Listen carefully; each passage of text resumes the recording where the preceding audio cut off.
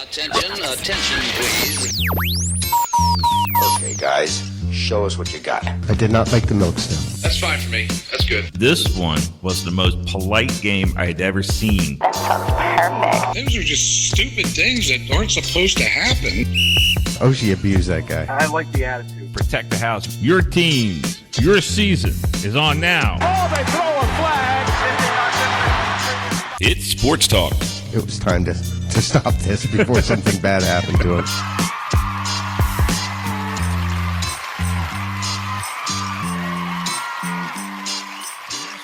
Should have lost the game because they were very sloppy on defense, clearing the puck early on, but Holtby proved to be just as sloppy. There was a cross-ice play with Ovechkin, who didn't handle the puck, passed it to Wilson from behind the net, and a great stop by the Predators netminder Saros made the difference on that play. But at 9:28 in the first, Panic, assisted by Hagelin, scored what looked like to set the stage, but the sinking feeling came with the answer by the Predators at 10:15 in the first period, and what looked like a screen in front of Holtby by Siegenthaler. Tenorti scored, and the Predators went on a 3-1 spree with goals by Grunland and Grimaldi. One of the game's highlights happened, though, at 6:26 in the first, with Alex Ovechkin getting a lucky for us bad bounce for Saros, and Ovi's 35th goal of the year and 693 of his career, moving Ovechkin up above Steve Yzerman. Next on the list for most scores in an NHL career is Marcel Dion at 731, who held a rookie scoring record at one time at 77 points, now held by Tomas Solani, then of Winnipeg. Looks like we'll have to wait till next year for Ovi to move up again, unless he becomes supernatural and scores 38 additional goals before the end of the season. Then there was two goals by Washington at 6 minutes and 11 minutes in the second period by Panic and Wilson. But then the Predators shut down the Washington Capitals in the third by scoring 2 more goals. This is what Coach Reardon had to say about the first game against Predators and in the game previous before that against the Canadiens. Again, we continue to take too many penalties, and then we turn pucks over, and they end up in the back of our net. And then our power play has, take advantage of situations. And, obviously it's a turnover on the power play that ends up in the back of our net. So we're trying to build our game. It's, like I said, those are same things we saw before the break. And, this is a situation where it's, shows its face again here right away after the break. And the night before that, the Caps had a great win. This is what Coach Reardon had to say about the win. Yeah, definitely a difficult building to win in, and, a little bit shorthanded, without Alex tonight, but it was a good team win for us. Thought Braden was real strong, and definitely take the 2 points and get on our way here. Well, Braden Holtby did play really well in that Montreal game, but he also played really poorly in that Nashville game. So he's just a little wishy-washy here. When the game's fast, he's good, but when you play a team that slows you down and they get back, I don't know what it is about Nashville and the Capitals, but I guess they're just kind of like Columbus in the Capitals, where it doesn't matter who's having what kind of a season, they just have our number for whatever stupid reason. Yeah, they get stupid around Nashville for some reason. What are they 55 points, and then we lost to a 53-point team, both lower tier in their respective conferences. And I don't know why they do this, but there's no reason to lose to a team like that. Yeah. And I don't know if it's a concentration thing. I don't know if it's a mental thing. It just seems like they're out of sorts and they're out of rhythm. When there's a good rhythm in the game, like against Montreal, for instance, that was a good hockey game, and that's when Holtby was shining. But it just seems like when the game gets down into the corners, and Nashville likes to play physical, somebody always pops up in front of the net, and they're all alone in front of Holtby, and it's like shooting fish in a barrel at that point. I still go. I know you're still so happy with Holtby, I can tell. Listen, look, he's a hero in Washington, and there's no doubt about that. I love him. But what have you done for me lately? And we can't win the cup again 2 years ago. We got to win the cup again this year, or what's in front of us. And I just don't think that we're going to do it with him. So I'm comfortable with going into the playoffs with Samsonov in goal. But I'd I'd rather have. By the way, Holtby as the backup. By the way, is he in goal tonight? Samsonov is, yeah. Yeah, okay, they're up 2-0. is. They're up 2-0 right now. How's he doing? I mean, is it a good game for him so far? Well, there was an odd goal. They don't know who scored it, and it was just. I think they gave it to Oshie. Yeah, they gave it to Oshie ultimately, but, if you didn't see it, you didn't know it went in because the whole building just got quiet, and then the Capitals were jumping all over the place, and I looked at my son-in-law, I was like, what the hell just happened? And then when I saw the replay, I was like, my God, that was crazy. But anyway, yeah, I would say, but again, when the game's fast and there's a good rhythm, Holtby's good. But when somebody lays bodies all over the ice, I don't know if he gets preoccupied with that or if his ADD kicks in. I don't know what it is about him. I mean, it's just like focus, squirrel. Squirrel, yeah. That really did happen, yeah. And that's exactly what happens. And I'm sad to say that I just think his time in Washington's up, boys. I think it is too, but I think they're gonna keep him. Again, I said it before for the end of the season. You're gonna have to ride it. Yeah, you're gonna have to ride them because I don't think you're gonna be able to get a goaltender that's playoff caliber in a trade. If you do indeed try to trade him, you're definitely not going to sign him because you spent all your money on Backstrom. The expansion draft is coming up, and you're going to put him in the expansion draft, and I'm sure that Seattle's probably going to snag him right up. Well, he's not going to be here when the expansion draft comes because they're going to get rid of him at the end of this year. Yeah, well, and Seattle's got one more year to wait.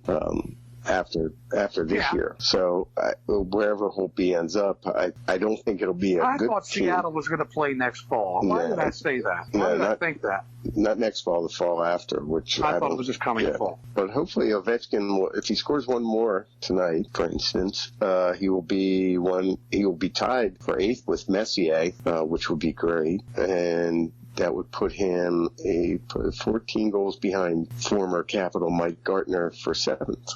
On the all-time list? On the all-time list. Yeah, all-time list, yeah. He's got a while to go before he gets to former Capital Jaromir Jagr, who's in 3rd. You have to say former Capital Jagr. That's because I knew. I drank the Washington Kool-Aid on all anybody teams. You know. Yeah. But when we had Jagr, I couldn't wait till Jagr left. Really? I just did not get into that at all. Well, it was one of those that said, "Come on, you got to sign him. Come on." He was a free agent. I was dating a girl from Pittsburgh too. It was a big Penguin. Oh, that's too bad. Yeah. Sorry for your bad luck. Did I say that out loud? Yeah. She was pretty hot, so stop it. Oh. So I think she cooled my jets on that. I mean, I love the Capitals. I did love the Capitals, but she just kind of soured the taste of Jagr being here in Washington. So, but I didn't. No. Here they come. No. You know what? Kittles and bits. I totally disagree with that. No. Who let the dogs out? Holtby. I thought they were arguing the Holtby thing. The dogs were arguing over Holtby? That's what I heard. Okay. And he agrees. It's pizza delivery guy just came, so. What's the pizza for tonight? You better say Lido's. No, it's not Lido's. I'm on Bel Air. They don't even know what Lido's pizza is up here. Do they have one up there? No. No. The closest one's in Whitemarsh. That's what he's Would waiting. you shush? Could be why the dog's angry. Well, bring the dog to the phone, and we'll ask him a few questions. Yeah. No, they don't know what Lido's is up here, but I'll tell you what. There's a place called Box Hill Pizzeria, and they're famous for their crab cakes, believe it or not. And their crab cakes are phenomenal, but they have a pretty good pizza too. But we're sidetracking. Yeah, I know. okay.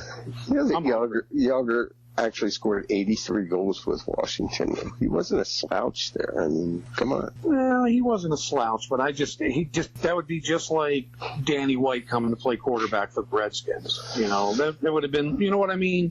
Except the difference is that I think people wanted the Capitals to sign Jaromir Jagr. Who would have wanted the Redskins to sign Danny White? That's how I'm looking at it, Joe. I mean, I just couldn't get into it.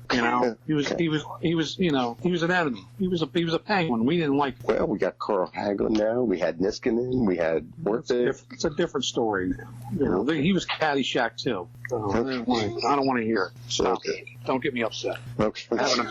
Well, I think after tonight, we win tonight's game. Oop, there's another alert. Then we have Pittsburgh. Pittsburgh always hurts us. What do we need to look out for besides the obvious besides Malkin beating the crap out of us, and of course, Crosby's back. What do we need to look out playing Pittsburgh? Isn't Malkin our age? I'll have to look that up, but I will look.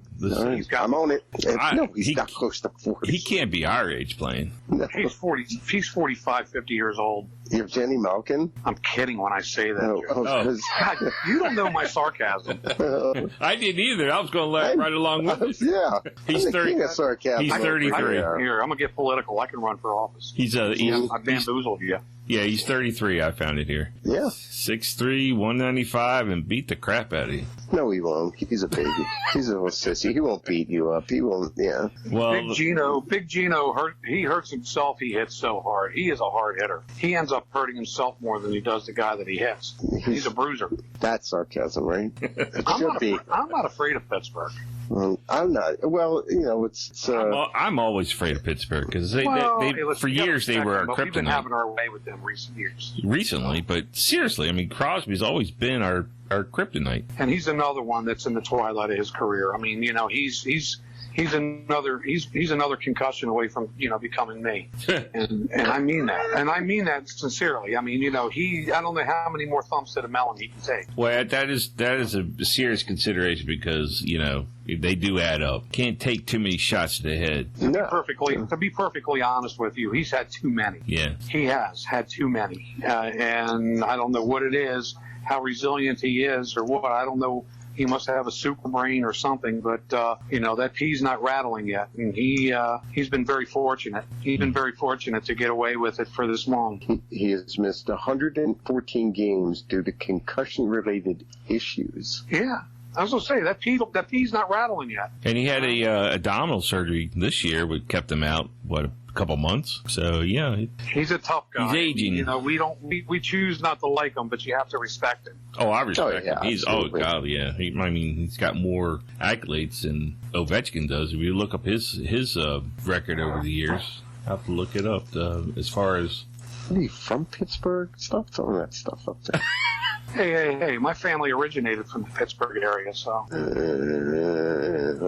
just like the Steelers a little bit. He was selected to the all-decade first and second team, 4 All-Star games on his belt, 3 championships. There it is right there. Is it 3? Yeah, 2009. I thought they went back-to-back twice. I don't know why I thought they went back-to-back twice. They won 3 out of 5. 2009, 2000. Oh, they went back-to-back in 2016, 2017. He's 51 on the list for goals. Let's see. No, he scored 51 goals in 2009, 2010, which is his high. He's actively 454 is fourth in the 58th. I'm sorry for overall. Assists, he's at 787. He's got 3 championships, 2 more than Ovechkin has. Well, hey, listen. Those Penguin teams are good. And that's another reason why we dislike them. I mean, they were just so damn good. Yeah. They got lucky against us a couple of times. It could have been us in those situations winning cups. But, they proved themselves to be worthy of their championships. You can't take that away from them. Sports talk in the district and around the nation. With Kevin Copley, Pete Callis, and Joe Evans.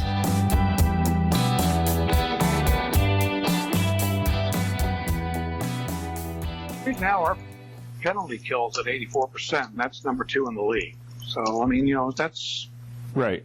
But you get on the shorthand. There's no stat for shorthanded goals.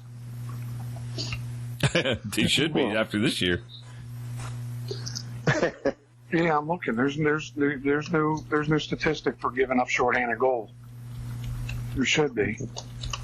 Oh well. We can start one. Yeah. Joe, go ahead and Google it, Joe. I'm working on it. You're working on it right now, aren't you? Right now. Right now. Most shorthanded goals in a season.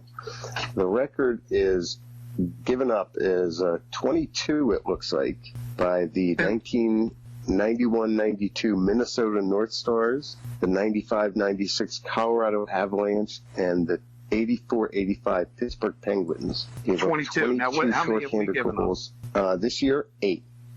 Oh, we're not going to come close to that. No, we're not. No. That's second for the Detroit has 9. Has given up 9.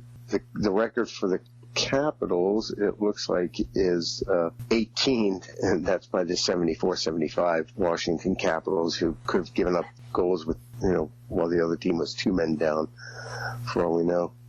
Boy, that was terrible so hockey. bad. That was just so bad.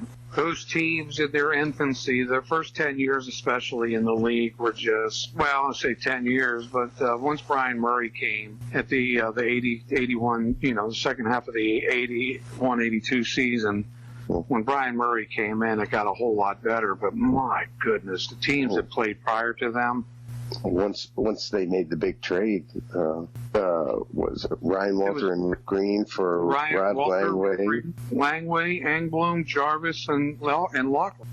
Robert Fachet. We were at Fort DuPont. It was right before training camp, and there was a payphone right outside of the locker room. Now the locker room was about the size of a bathroom at a bowling alley. It was just small.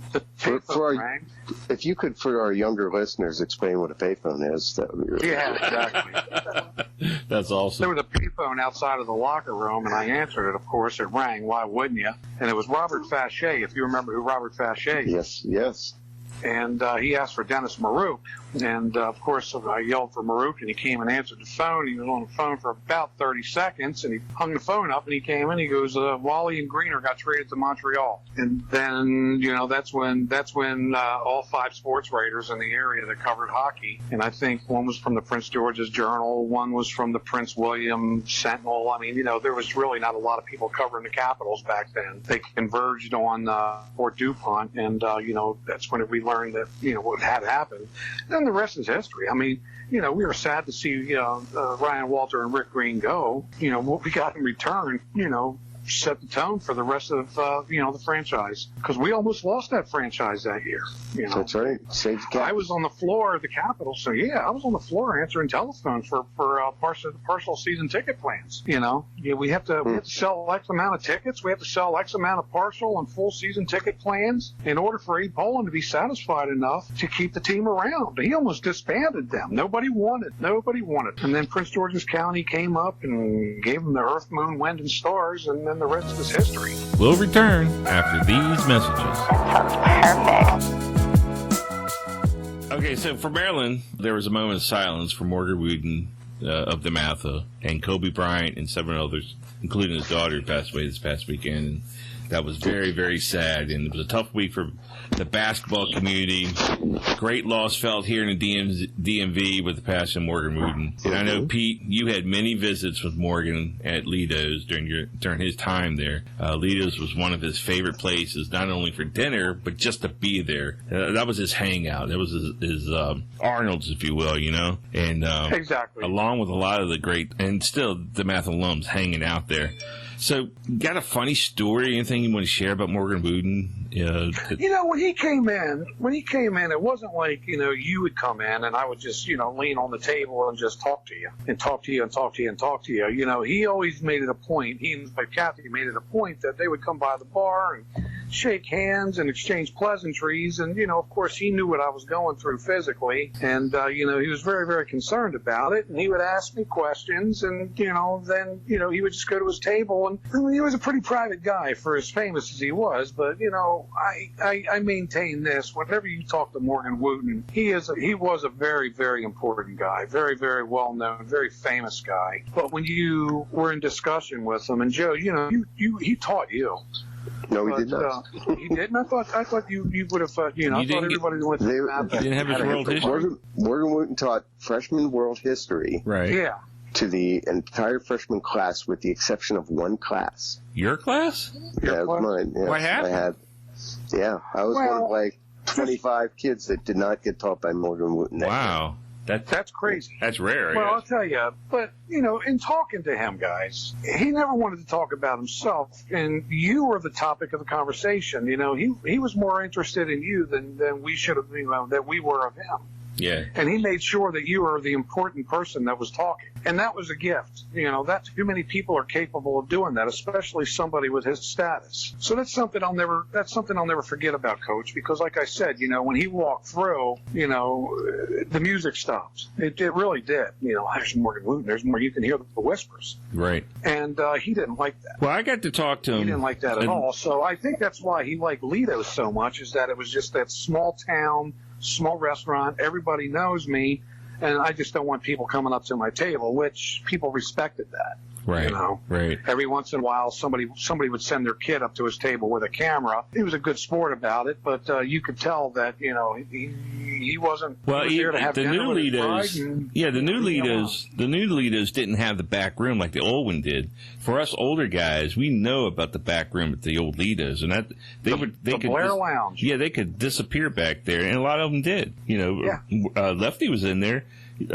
The Redskins would come in there. I know you saw all the teams that left. Well, not all of them left it. When did you start at Lido's? Well, I never worked at the old place, but I was there considerably, so I was there a lot. Well, but I never worked at the old place. When Patty worked there, when Patty worked there, my wife Patty, they'd have that place filled back up with the basketball team and stuff, and it was a treat to have one of those parties because you got paid very well. Yeah, the Gary Williams, the Lefties, Morgans, even Jim Lemon coming in there with his pals. It was the spot for years. Well, that old place on University Boulevard in Adelphi, it was the who's who of Washington. And, the Rolling Stones ordered pizza to go. Elvis got pizza from there. I mean, everybody wanted Alito's pizza back in the day. Mm-hmm. And, I can remember when I was working for the Capitals back in the 80s, there was the visiting teams. They would, they wanted Alito's pizza. Yeah. And so that's just the way it was. And, so for the most part, it's still that way. Yeah, but getting back to Morgan, I used to talk to him at the DeMatha Smokers. I would go there every now and then. And the last one I attended, Charlie Lawrence and I were in the back talking to Morgan in the kitchen. And we were talking about coaching and just life general stuff.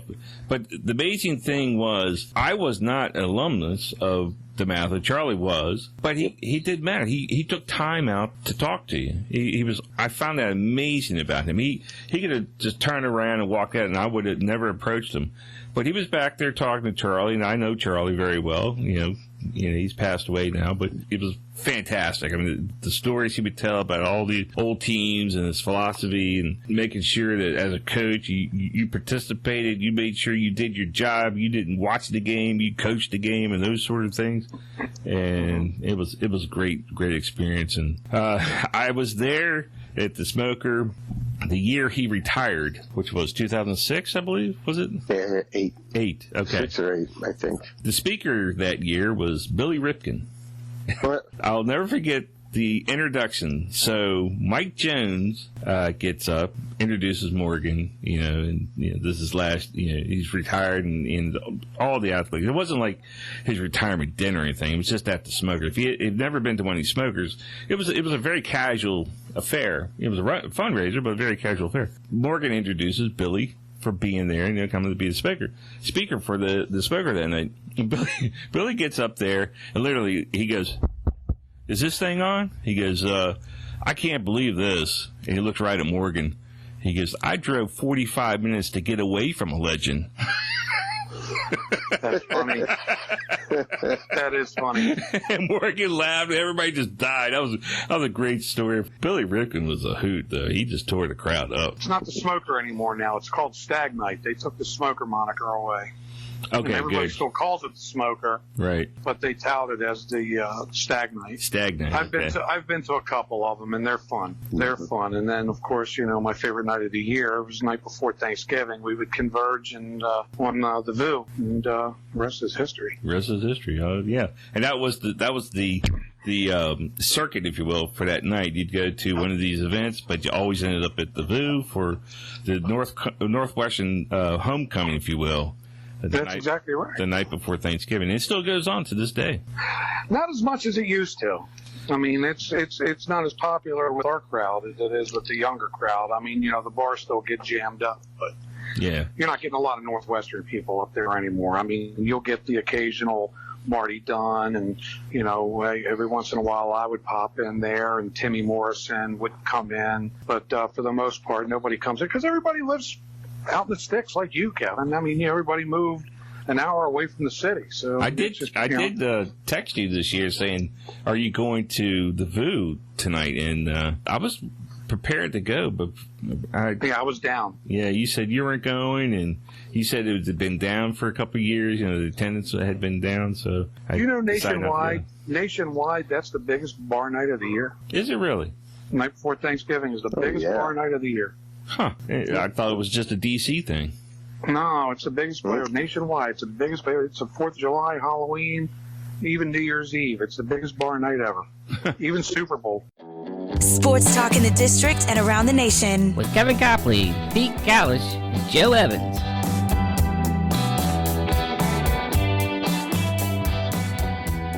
Anyway, now for the 11th time, the all-time meeting between Iowa and Maryland. That lead, the series is now 6-4.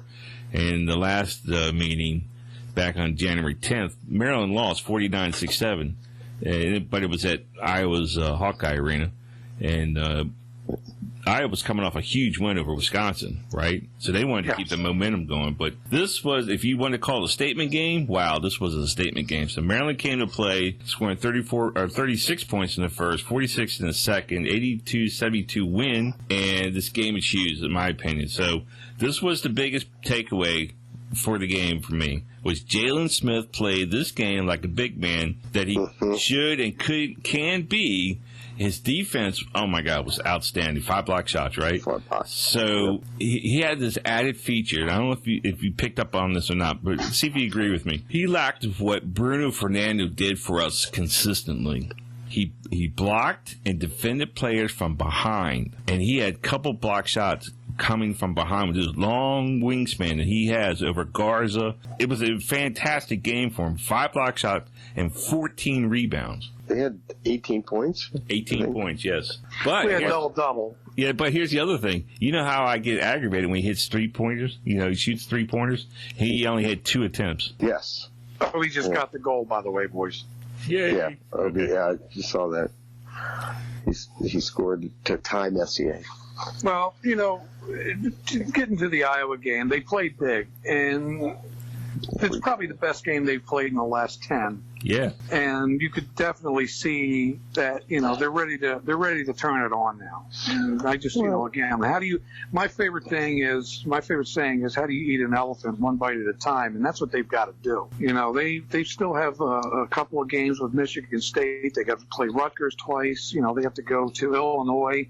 So they have some tough games coming up. So, anything you get under your belt right now is a positive. Yeah, I mean, if we play like this remaining the year, I can't say we'll be unstoppable, but wow, we should win a lot of games. But with Luke Garza, as big as he is, playing Jalen as tough as he did, Garza, he's bound for the NBA eventually. So he tested Smith in every area of the game last night, but Smith won. Well, he had confidence. And that's what it takes. I mean, you got a big guy like that. He's been playing like shit. I don't care. I know, it's been aggravating me. Yeah. It's just, somebody said on the Facebook page today, well, they're 17-4, and it's the most underwhelming 17-4 I've ever experienced. In a normal year, when a Maryland team would go 17-4, we were happy. We were happy with it, We're going to be invited to the big dance, and we are going to be invited to the big dance. But for the most part, I'm just thinking to myself, I'm pretty underwhelmed with this year's team. I just don't know what the hell it is. Well, it should pick up for you now, because if Jalen keeps doing this, he'll let the guards do their job. So as a result, Cowens, Wiggins, and Ayala, all 3 had outstanding games, but most notable was Cowens. He scored at high 31 points. It's a career high for him. What's surprising, and he took just as many 2-pointers as he did 3-pointers. I noticed that, again, I've said this before, when he drives to the basket, either makes the shot or gets fouled or both, and he was 10 for 11, I think, from the free throw line. He was getting the ball behind 3-point line and launching one, drive, draw the foul, and if you're going to be a 80% free throw shooter, I don't know what's a good free throw shooter. It used to be 90%, now it's like 75 or something because Tribble was 80 and above always consistently. Yeah. If you can't hit 8 out of 10, I don't know what the hell you're doing.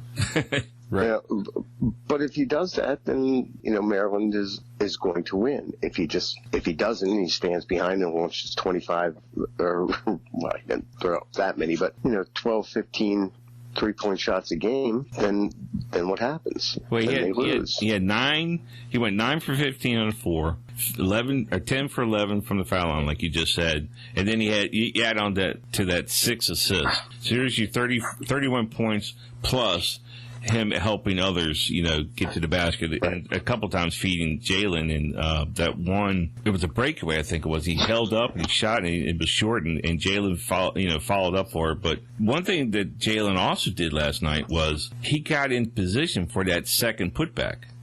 Second shot. And that's what I've been screaming about, boys, is that he's not playing big. He played big last night. He was unafraid to go down there and bang. Yes, I watched I thought about it when I watched because I'm not staying up that late to watch a basketball game or any sport. But I watched the highlights this morning, and like I said, he played a lot more with his back to the basket, and there he is again. It's just when he stands out there and tries to take that 3-point shot or that mid-range shot, he should be getting underneath the basket and shooting from there. Play with your back to the basket, drive, hit the basket. You're a big man. Listen, act like a big man. We're in February, and it's going to be March before you know it. That's where the big boys come out to play. That's when you're supposed to be hitting your stride. You're supposed to hit your stride in February, and you're supposed to peak in March. Yeah, this was an early peak for us. I agree with what you're saying, Pete. And this is where they have to turn it on right now. And they're capable, and it's a good ball club. I'm actually surprised at turning it on this soon. I'm pleasantly surprised, but this looks like deeper in the year basketball. Hey, listen, we're on a 4-game roll right now, coming off of 2 bad losses. Yeah. And it's a very underwhelming 17-4 team, and I keep repeating that. But I just look at our losses that we have, and I want 2 of those games back. I want the Wisconsin and the Penn State game back. Penn State definitely. And I want the Wisconsin game back too. I mean, that stupid baseline play at the end, and I still want to throw things. Yeah, and then Iowa in the beginning made their first 6 attempts and beyond the arc. Okay, by the way, when 18-12 lead, which looked like Maryland was going back to their old end, spotting 10 points to everybody. Again, those early lapses that they have to play back, catch up. You're not going to do that in February and March, boys. You're just not. It's not going to happen. You're getting behind. You're going to stay behind. Yeah, the cream rises at the end there, and like you said, the good teams are not going to allow you to do that. It was great though. I was happy. They were up by 4 at the half. I was surprised actually. Tuesday, they're playing Rutgers, and then they go on the road, a week from tonight, and they're playing Illinois up in Illinois. Those are 2 really tough games. I mean, those are, both of those teams are at the top of the Big Ten, just like us, and you want to maintain that. They can't relax against Rutgers. They're 25th right now. They haven't beat Maryland since 2014, I think it was. Since they joined first time. Since they joined the Big Ten. So that's like a hiccup against the Predators, like we did the other night. We can't relax because we feel that they're a lower tier team. They're not this year. No, they're not, and they're getting that New York, New Jersey, Connecticut talent, and that's good basketball up there. So they're starting to hit a stride, and the basketball program is starting to hit a stride, and I don't think they're going to go away. They're on the rise. They're in fourth. I guess they're tied with Maryland for. In the Big Ten, they're both 7-3. Rutgers is 16-5, so that's a game behind Maryland. Maryland, until they can do this, play that well on the road, I'm not really convinced. Like I said, they're not. I'm with you, Joe. I'm with you. Again, I'm going to use the word underwhelmed. I'm underwhelmed with this team. Yeah, at 17-4, you should be happy. They've got a toughie against Rutgers on Tuesday. Mm-hmm. But that's at home. That's at home, and they're really tough at home. Let's see how you play Illinois on the 7th in Illinois. Mm-hmm. Let's see how you play Michigan State in Michigan on that's the 15th. The 15th. Well, you got Nebraska between Illinois. One bite at a time. One bite at a time. We can't look forward, but when you look forward and say, at Ohio State, they're still Ohio State, even though they've fallen on their ass in recent weeks. They're still Ohio State. You got to go there and play them. You have 2 against Michigan State. You have 2 against Rutgers. This Big Ten schedule is a lot tougher than people give it credit. There's 3 or 4 losses in that gaggle of games right there. And you look at the top 5 in the Big Ten right now. They're only 1 and 2 wins and losses separating each other. You get 8-2, 8-2, 7-3, 7-3, 6-4. I mean, and it goes Illinois, Michigan State, Maryland, Rutgers, Iowa, which is Rutgers is surprising. Sports talk in the district and around the nation. With Kevin Copley, Pete Kalish, and Joe Evans.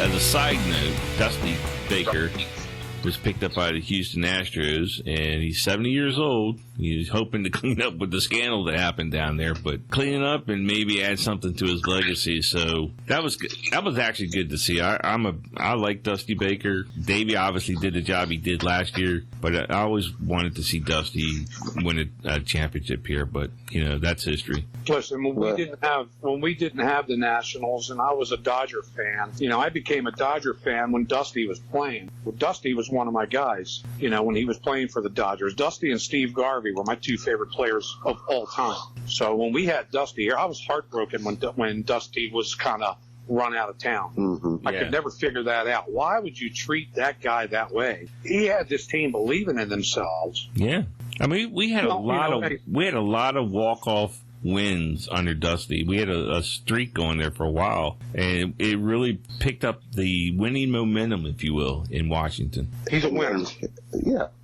Yeah, I think he doesn't have the championships, but he's a winner. It just goes to show you how lucky you have to be and how hard it really is to win a championship. Yeah. Some of the best teams throughout history haven't won their championship. I mean, that goes for like how many President's trophies did the Capitals win, and they had lights out teams and they didn't win their championship. Right. It's when you come out of nowhere. Those are the teams that win. Lightning didn't, we couldn't catch Lightning in a bottle with Dusty. Dusty had 2 teams that probably could have and should have been World Series, participants. I'm not saying they should have won it, but they could have very easily been in the World Series. It's just hard to do. It's hard to win. Dusty's fault is that he kills starting pitchers. When you should pull him at 7 after 6 innings, he keeps them in there 7 and 8 innings. And that's absolutely true, because his philosophy was let them work their way out of this mess. Mm-hmm. And he would bring you out because you got into a bases loaded situation. He'd pretty much demand you to get out of it. That worked in the 60s, 70s, and 80s. Yeah, when guys were throwing complete games, right? Yeah, that worked in the 60s, 70s, and 80s. That worked when you only had 4 guys in the bullpen. That worked back. It doesn't work now.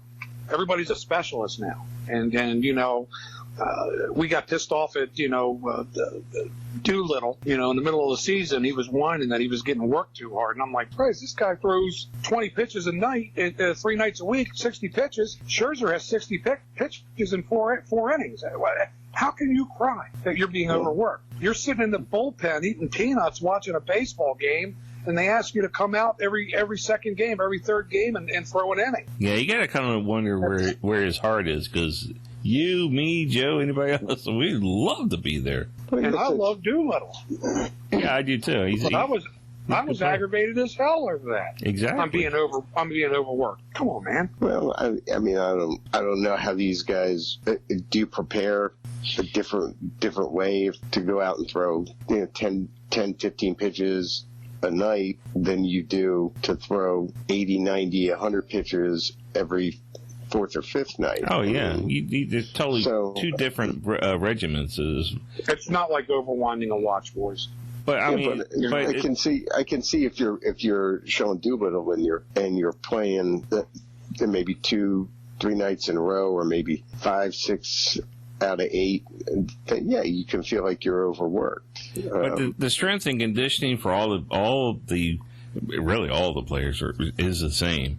The only thing is the approach to the game is different from the starters to the relievers. But there should, like what Pete's trying to say, for his workload, he should never been out of breath. No, absolutely not. It was embarrassing to even think that, and it didn't blow up in his face, thank God. Yeah, we're we still needed getting him. laughed at. We're still getting laughed at for Steven Strasburg being shut down in 2012. Oh, yeah, right. We are. I don't. The people are still laughing at the Nationals for shutting Strasburg down.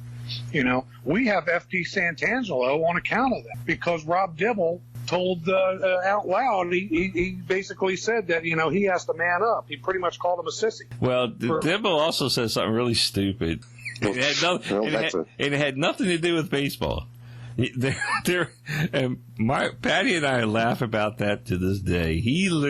There was a scene on the screen, and he obviously saw it. It was of the Lincoln Memorial, and he said, there's the Kennedy Center on the Anacostia. That's hilarious. There he is. And to this day, you know what? I like Dibble. I'm sorry, I like Dibble. Well, I mean, he's not a Hall of Famer, but he's won a World Series, right? Cincinnati. Just Google the video of him and Lou Piniella fighting in the locker room. Mm-hmm. I'd rather not, but okay. Well, I mean, I believe what you're sayone, but Edwin just scored a goal. Yeah. Anyway, so we got Zimmerman back. Yeah, $2 million. I think he's underpaid big time. You can bring that up to what, 9? Huh? Or something? Can you bring it up to, or 4 or 5? I think with incentives or whatnot and bonuses. Well, he's got, so if you want to go down that route, so for 2020, base is $2,000, and that's it. He's not getting any incentives. That's it. 2021, he's UFA again. So listen, and he let it be known that money had nothing to do with it. He wanted to come back and spend another year with the guy. I stand corrected. I do see the asterisk there. Incentives $3 million. You are right, Joe. Yeah, there's a couple of ladders for him to climb. I still it's under. Anyway. I thought his top salary would be $5. You go back and check the other shows, but I thought that would be his base at $5, not with incentives. Let's see, 5-year. So now that's wrong Zimmerman. I got Zimmerman contract, and I got Jordan Zimmerman here. Not Jordan. Yeah. I know.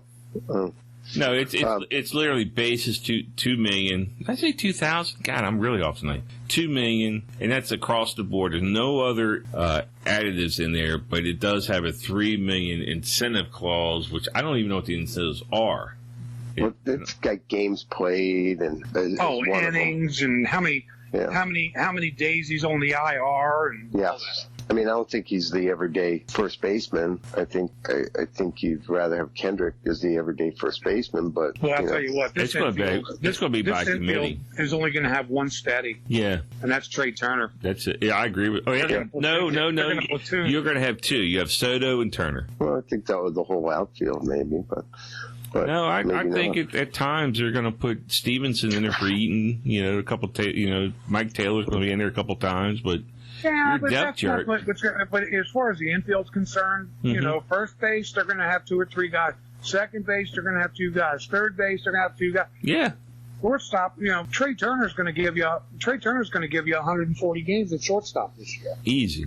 Easy. Think about that. I think the only, be honest with you, hopefully he doesn't get injured again this year. The only breaks Turner's going to get is late in the games. He's going to have a hell of a game load next year.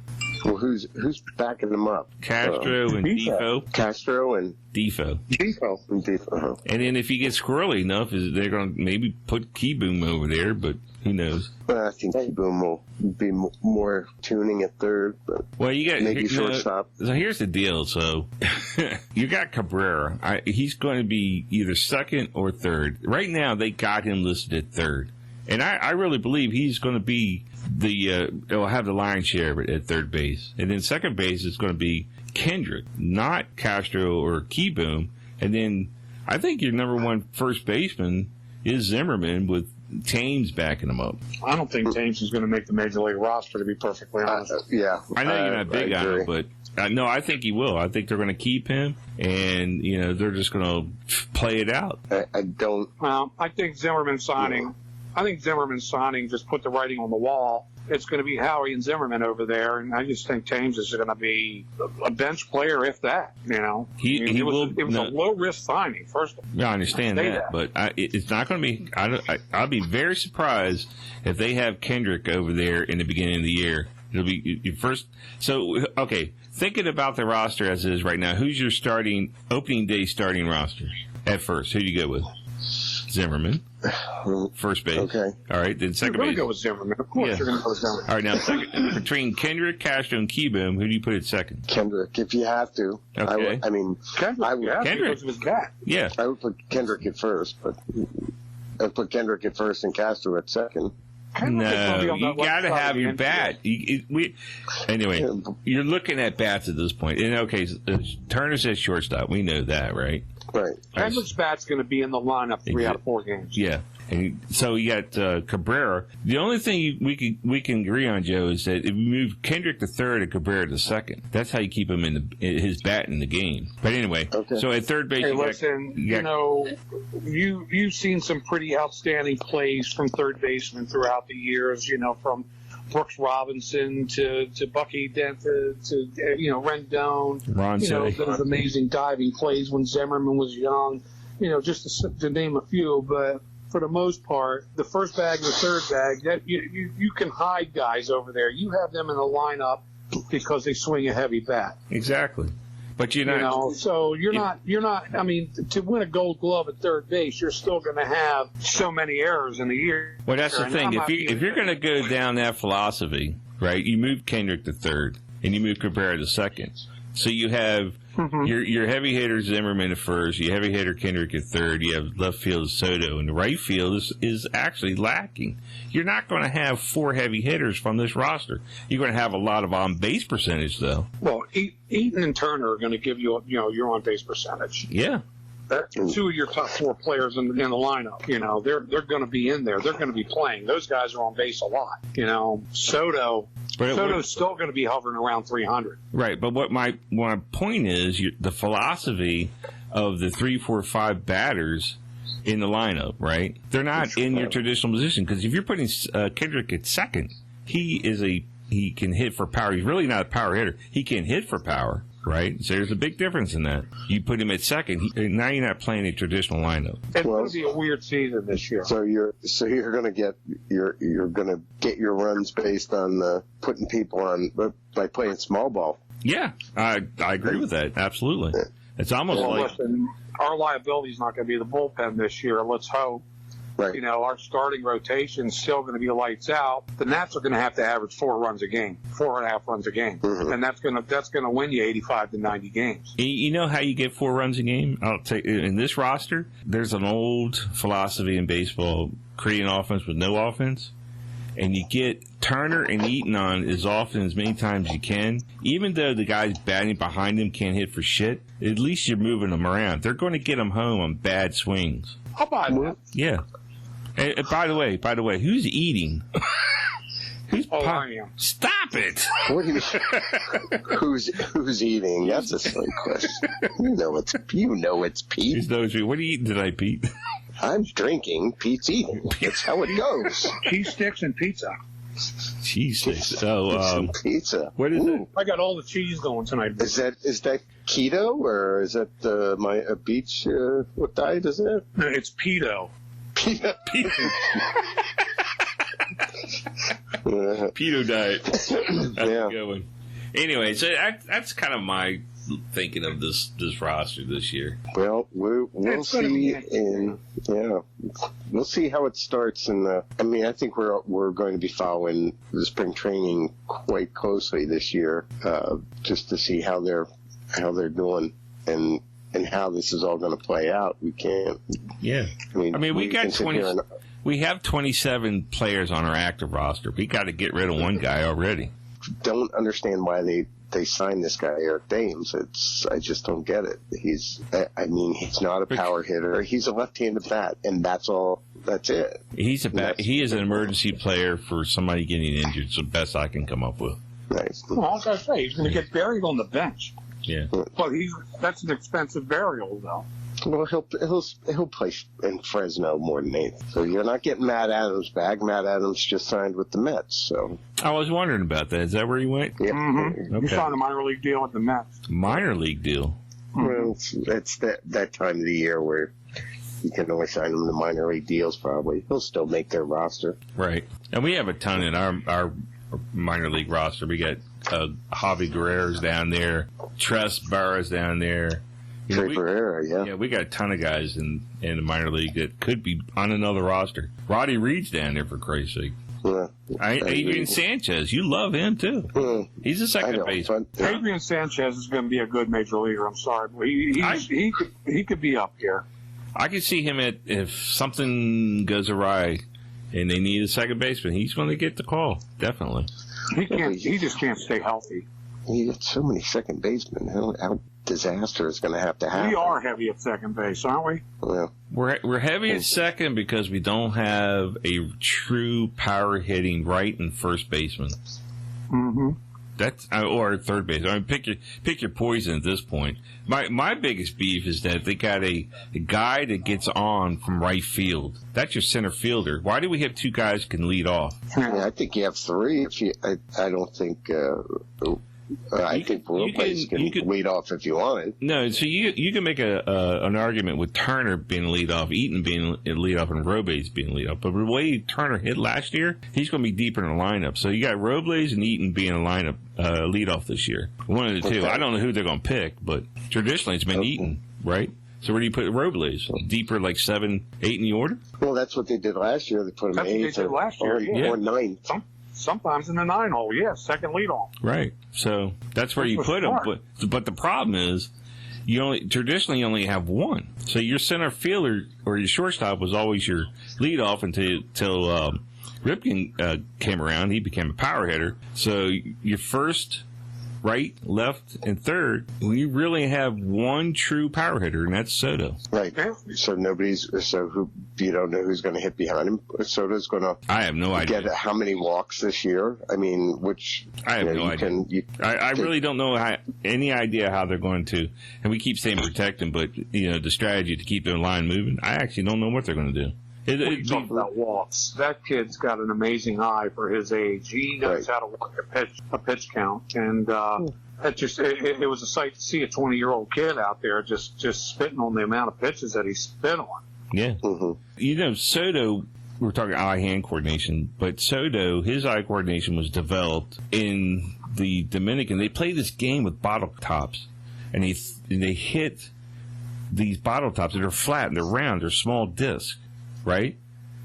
So he and it's a popular game down there, and that's how they build their eye-hand coordination. Up here, we hit basketballs and softballs sometimes. Mm-hmm. And I'm not joking. And at best, they have a small bat, like a stickball bat, and they'll throw ping pong balls or something smaller, and they build up. But they eye-hand coordination for the smaller balls, and then they build up for power and speed with the softballs and basketballs. If anybody is thinking about improving eye-hand coordination, they should really look into that game they play in the Dominican. You talk about his eye-hand coordination like you did just now, Pete. That's how he developed it, and he explained that in an interview with I forgot who it was, but yeah, that's how they do it. Well, whatever the hell he's doing, brother, he's doing a hell of a good job of it, because he just everything that comes across the plate to him looks like a pumpkin. Right. I mean, he sees everything that's thrown at him. He can really work a pitcher. The pitchers do not. I mean, they're learning the hard way. They think he's a kid. Well, he's a kid in a man's body, let's put it that way. But he doesn't have a kid's mind. He has an older batter's mind. He is that smart. Yeah, and that's why that's why he's going to get so many walks.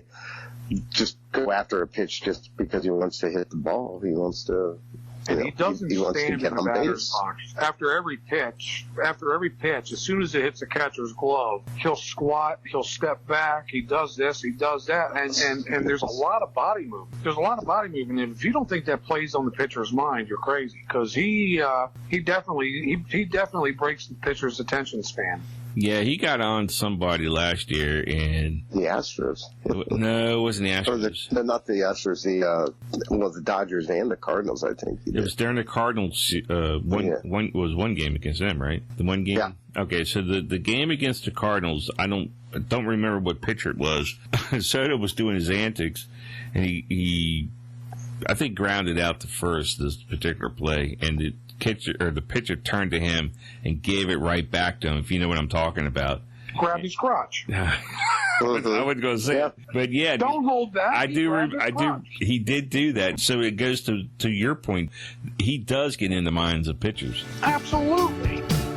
Thank you for listening to the Sports Talk on YouTube with your hosts Kevin Copley and analysts Pete Gallish and Joe Evans. If you have any questions or comments, please send them to Home Game Sports Fan Reply, and we will send you a reply right back. Thank you for listening. We'll catch you here next week on Home Game Sports.